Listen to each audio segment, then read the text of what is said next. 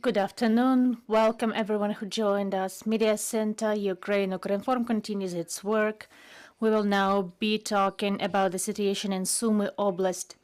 We have Dmytro Zhyvytskyi with us. He is the head of Sumy Regional Military Administration. Welcome. Good afternoon.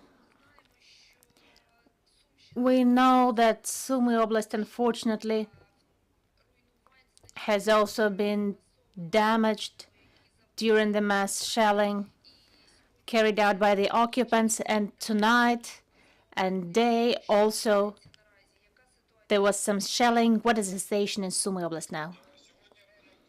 This morning started with shelling from Myropilla community that was also shelled yesterday. Yesterday, Myropilla had no electricity because of the damage to the electricity infrastructure, because of the lines that were damaged. The electricity supply was restored yesterday, but this morning started again with shelling of Myropilla, and then shelling of Bilopilla continued. These are the places located near the border. Also yesterday, the north of our oblast was shelled heavily. Several times, several communities were also shelled, and there was damage again to electricity infrastructure. Myropilla and Serdyna Buda was disconnected. Then we managed to restore it using the other line. In our oblast, there are about 10 pieces of electricity infrastructure that are heavily damaged or completely destroyed. Because of this, in the oblast, we have temporarily shut off of blackouts electricity infrastructure. Unfortunately, the capacity that is supplied to Sumy Oblast, it is not enough. It is about 1/3 of the necessary capacity that the people here need. This is why we have to have temporarily blackouts to switch off certain objects of infrastructure or certain towns and villages. We continue to save electricity. Street lights are switched off in the entire oblast until the situation is stable with the energy supply. We will not, unfortunately, be able to switch on the street lights. Also, from time to time, there is problems with lack of capacity, so different towns, villages, or their parts are also disconnected, and it's problematic to have the schedule of blackouts, although the people are asking for it, and we also want to do this, but unfortunately, these blackouts are impossible to forecast because there's different capacity of energy that is entering the oblast through different lines, and together with our energy professionals in the oblast, we need to regulate this. Are there any towns or villages that since the beginning of mass shelling have not been reconnected? There's technical possibility to reconnect everyone in the oblast. All the Oblenergo lines are working, but there's a problem with supply related with the artillery shelling from the near the border localities and the territory of the Russian Federation, and also there's the lack of capacity that we are receiving into the oblast.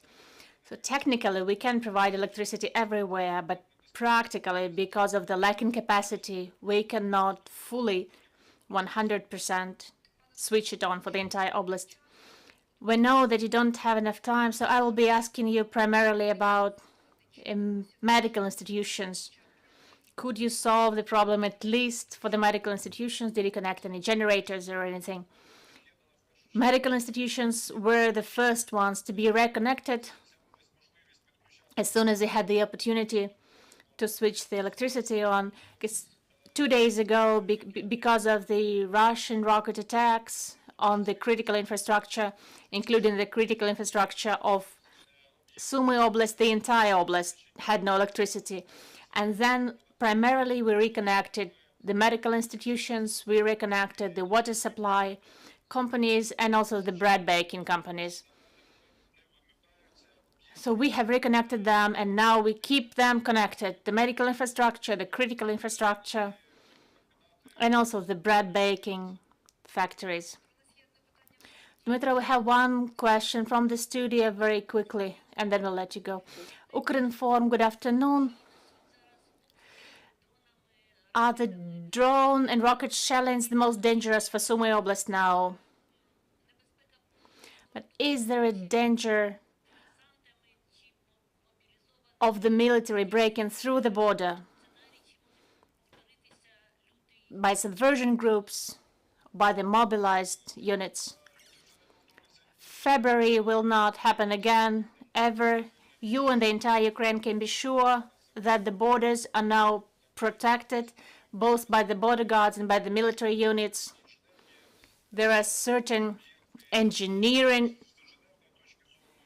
infrastructure there.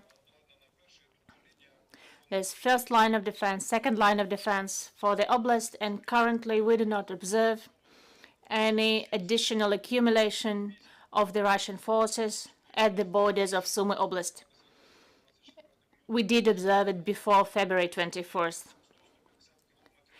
At the distance of 100-150 kilometers, there is training of the newly mobilized Russians, but we don't see any subversion groups or any kind of military units accumulated at the borders of the oblast. There are some separate units that are shelling near the border localities of Sumy Oblast. Those are the artillery units, mine throwers, but those are the units that are not located there permanently. They are traveling there, carry out the shelling, and then they go back deeper into Russia. Dmytro, thank you very much for finding the time and joining our broadcast. Dmytro Zhyvytskyi, the head of Sumy Oblast Military Administration, was with us today. Dear colleagues, our next briefing will take place at 1 p.m. We will talk to Mykola Lukashuk, who is the head of Dnipropetrovsk Oblast Council. We will talk about the situation there.